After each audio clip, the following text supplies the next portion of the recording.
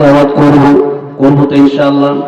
2 নম্বরে আমরা রাস্তাঘাটে চলার সময় জিকির আজকার করব।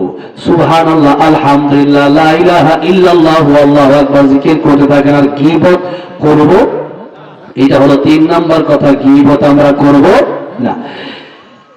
এই গীবত যদি করেন তাহলে আপনার নেকামল, আপনি যে নেকামলগুলো করলেন কিয়ামতের ময়দানে নেকামল তারা দিয়ে দিতে হবে, তার গুনার ভাগ আপনার নিয়ে আপনাকে জাহান্নামে যাওয়া লাগবে। জোরে কোন নাউজুবিল্লাহ। তাহলে গীবত করবেন না ছাড়বেন? ছাড়া লাগবে। আমার ভাইরা, আমার মুরব্বি, 3 নম্বর কথা। 4 নম্বর কথা হলো, আপনি আপনার মা বাবা যদি থাকে, মা বাবার দিকে তাকানোর কথা বলেন, তাকাতে মানে হয় নাই, মায়ার নজরে তাকাতে হবে। মা বাপকে খুশি করতে হবে। মা বাপ কেমনে খুশি হয় ওইভাবে খুশি করতে হবে। এটা হলো 4 নম্বর কথা। এবার আসুন 5 নম্বর একটা কথা হলো, আপনি সূরা মুলক তিলাওয়াত করবেন। কোরআন শরীফ যদি শুদ্ধ না হয় কবরে গেলে আযাব বন্ধ হবে না। কিয়ামতের ময়দানে সূরা মুলক আপনার জন্য সুপারিশ করবে না। এই জন্য এলাকায় একটা বয়স্ক কোরআন শিক্ষা চালু করবেন। কি চালু করবেন? বুঝেন নাই মানে?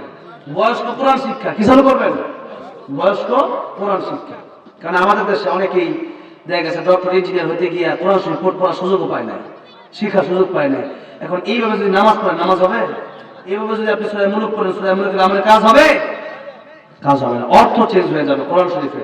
কুল হুয়াল্লাহ, আমি এলেঙ্গাত পাম দিয়ে টাঙ্গাল দিয়ে আসতেছি, কয়েকদিন আগে তাকায় দেখি এক নামাজ দাঁড়াইছে, তো সাধারণ মানুষ, তো নামাজ ইমামতি দাঁড়ায় গেছে। তা আমি গিয়ে পিছনে দাঁড়াইলাম, যা দাঁড়াইছে যেহেতু পড়তেছে কুল হুয়াল্লাহু আহাদ। কি পড়তেছে? আহাদ মানে ওয়াদা, আহাদ মানে একক, আল্লাহ এক, এটা এক অর্থ। আর আল্লাহ ওয়াদা, এটা অন্য অর্থ হইল কোরআন শরীফ বদদোয়া দেয়। এজন্য সূরা মুলকের আমল যে করবেন তার আগে কথা হলো কোরআন শরীফ আপনাকে সহি সুন্দরভাবে শিখতে হবে, এটা ফরজ। না শিখে কবরে যাবেন, ধরা খাবেন। এবার আসুন, এই হলো 5 নম্বর। 6 নম্বর কথা গেল। 7 নম্বর কথা আছে। এখানে কি মিডিয়া আছে এগুলো নাম বলেন তো একটা? আলোর জগৎ। আর কি আছে? তাফসীর কাফেলা। আর কি আছে? সিরাজি মিডিয়া। এই যে মিডিয়ার নাম বলে দিলাম, এগুলো যদি মনে না থাকে এই মিডিয়াগুলো থেকে আপনারা দেখে নেবেন। কথা বোঝেন নাই?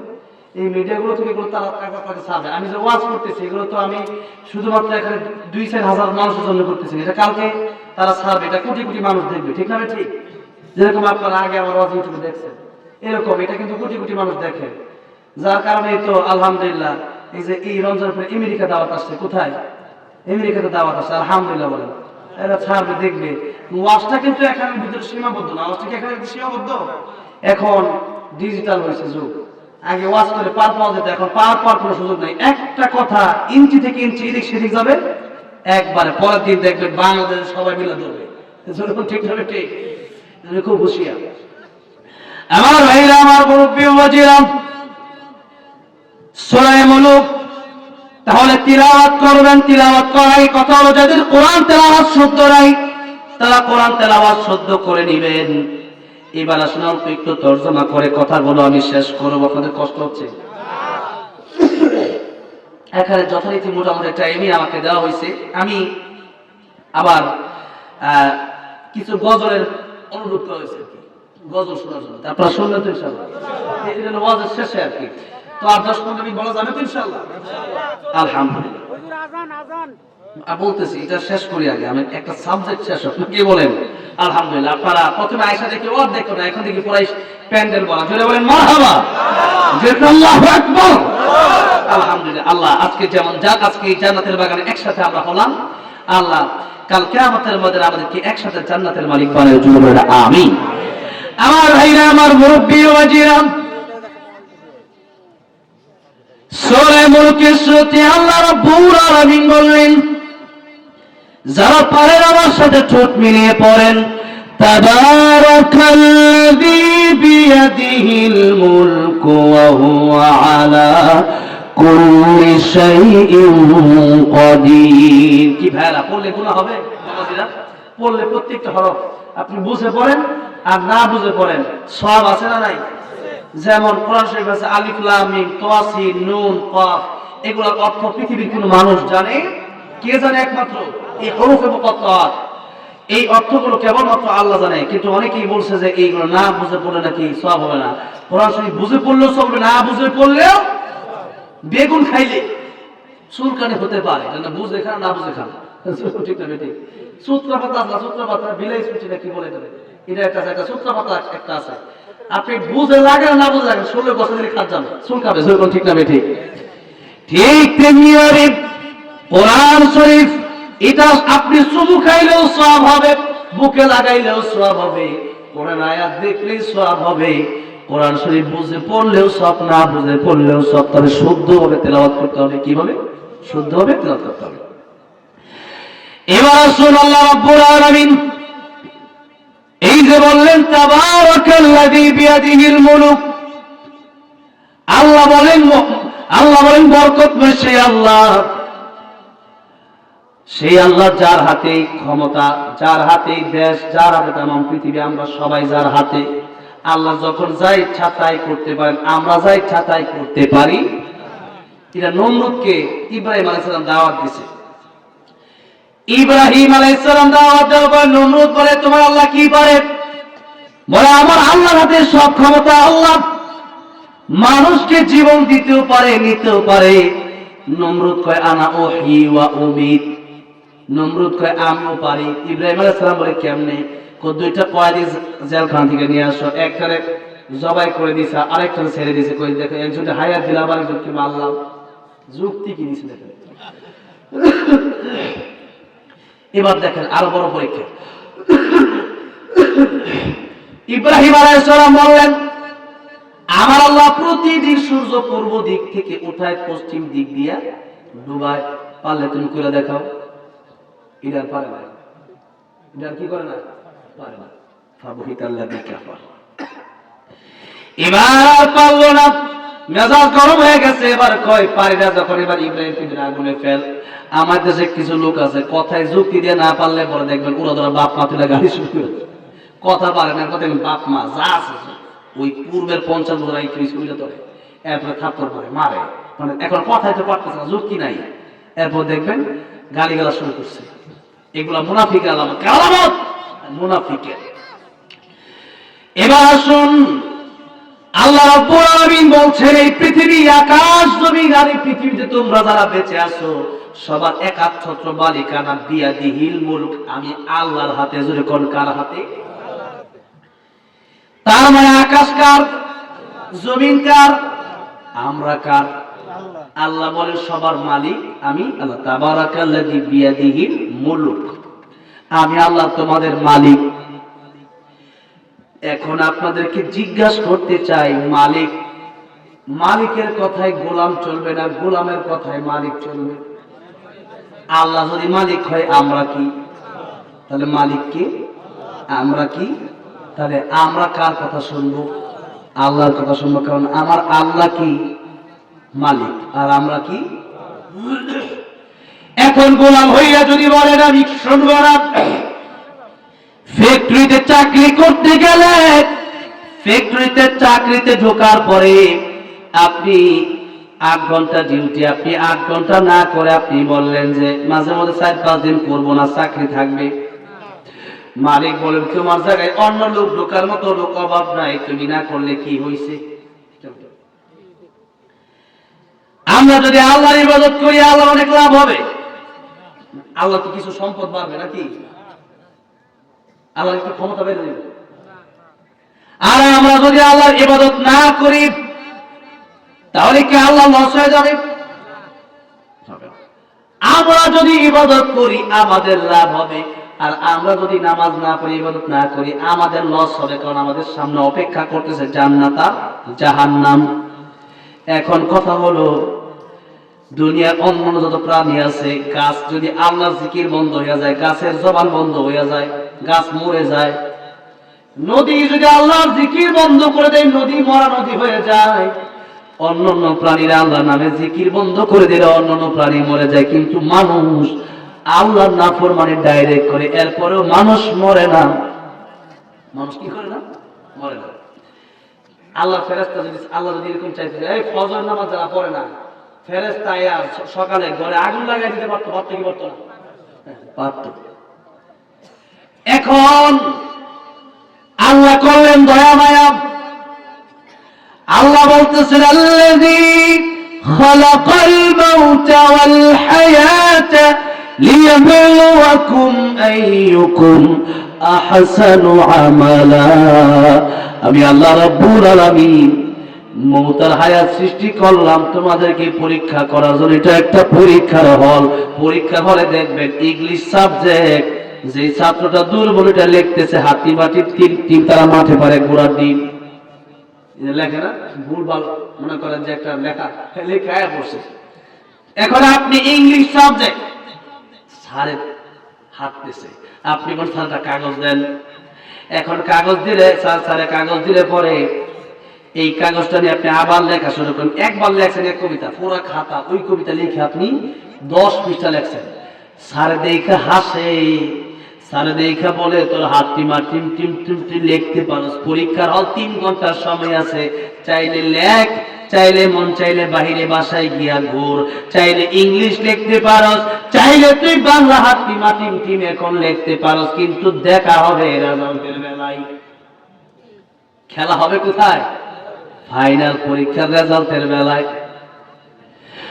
আল্লাহ রাব্বুল আলামিন ডাক দিয়া বললেন, ও দয়ার মানুষেরা, আমি আল্লাহ রাব্বুল আলামিন তোমাদেরকে বানালাম পরীক্ষার জন্য, ইবাদতের জন্য তোমাদেরকে বানাইছি। কিন্তু আমরা আল্লাহর ইবাদত না করে বাড়ি গাড়ি গাড়ি দুনিয়া কবরে যাওয়ার আগ পর্যন্ত যা লাগে তার জন্য 24 ঘন্টায় মেহনত করি। আর আমার আল্লাহর খুশি করার জন্য, জান্নাতে যাওয়ার জন্য দৈনিক 1 ঘন্টাও নামাজই পড়ি না।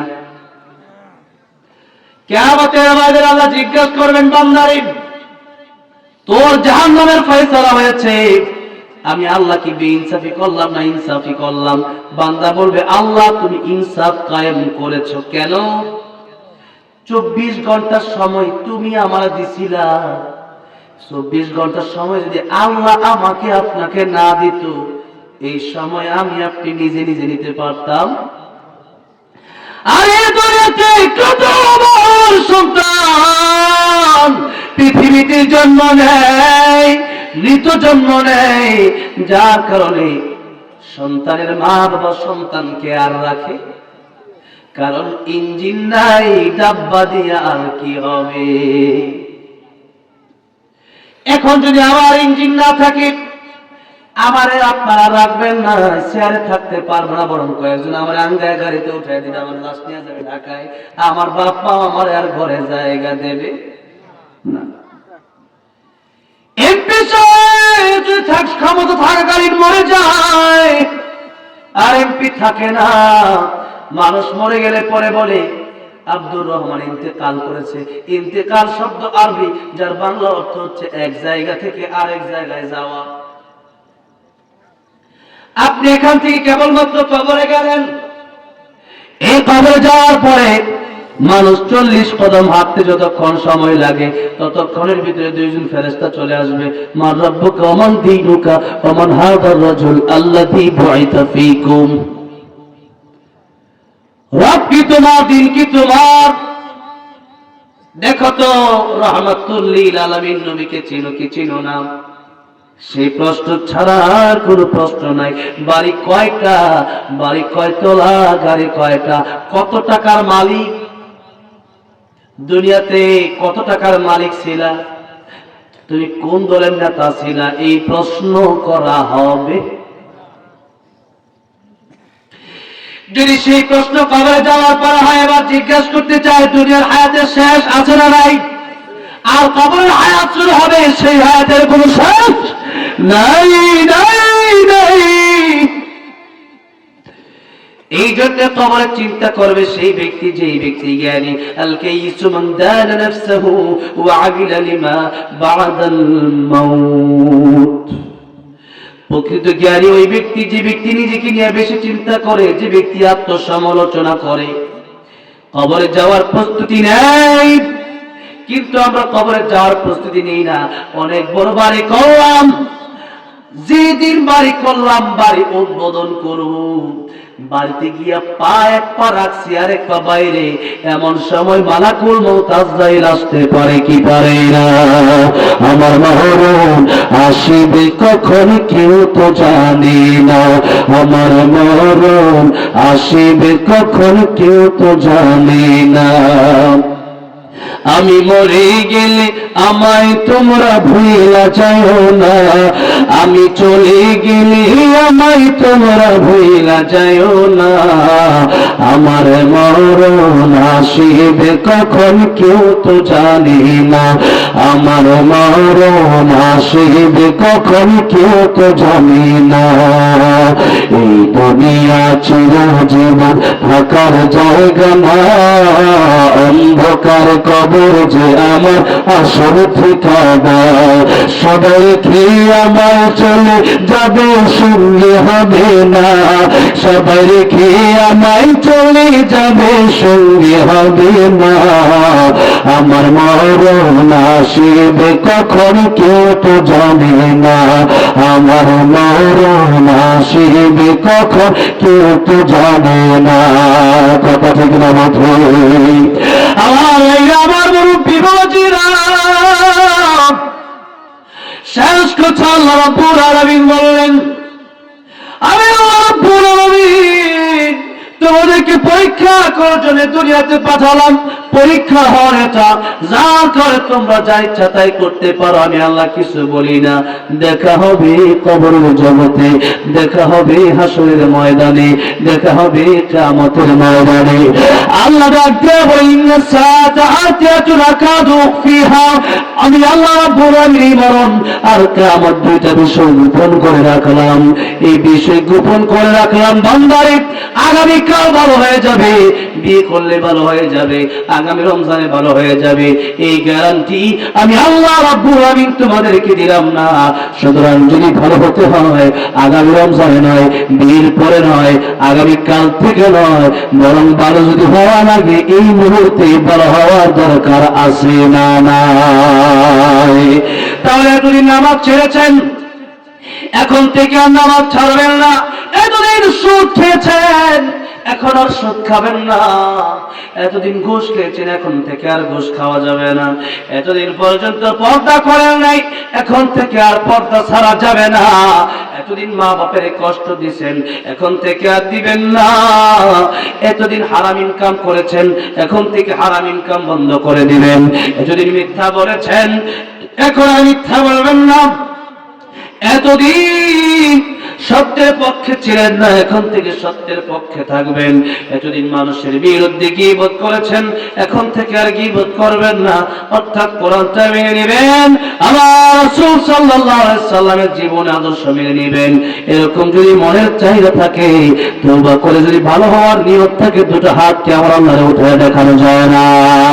লিল্লাহি তাকবীর, লিল্লাহি তাকবীর। আল কোরআনের আলো, লিল্লাহি তাকবীর। আয় আল্লাহ, হাতগুলো আপনি কবুল করে দিন, সকলে বলেন আমিন। এবার হাতটা নামান। আমার ভাইরা, আমার মুরব্বী বাবাজিরা, এই মাহফিলটা একটা জামে মসজিদ আছে, জামে মসজিদ, শিলংদহ জামে মসজিদ, শিলংদহ জামে মসজিদের উদ্যোগে এবার আপনাদেরকে জিজ্ঞাসা একটু আমি করতে চাই, মসজিদ কার ঘর? আল্লাহর ঘর। দোয়ার আগে একটা লোক যাবেন না, কারণ জানি না কার জনম দুঃখিনী মা অন্ধকার কবরে, জানি না কার বাবা অন্ধকার কবরে। মায়ের জন্য, বাপের জন্য আজকে একটু মোনাজাত করে যাওয়ার দরকার আছে না নাই? আপনি যদি আজকে চলে যান, মনে রাখবেন আগামী বছরে মাহফিল হবে ইনশাআল্লাহ। আপনি হয়তো নাও থাকতে পারেন, কিন্তু আপনার সন্তান এসে হয়তো আপনার মতো উঠে যাবে। জনম দুঃখিনী মা বাবার জন্য একটু মোনাজাত করে যাওয়ার জন্য একটু অনুরোধ করেন মুসাফির। আমার ভাইরা, আমার মুরব্বী বাবাজিরা, এই মাহফিল হবে, এই মাহফিল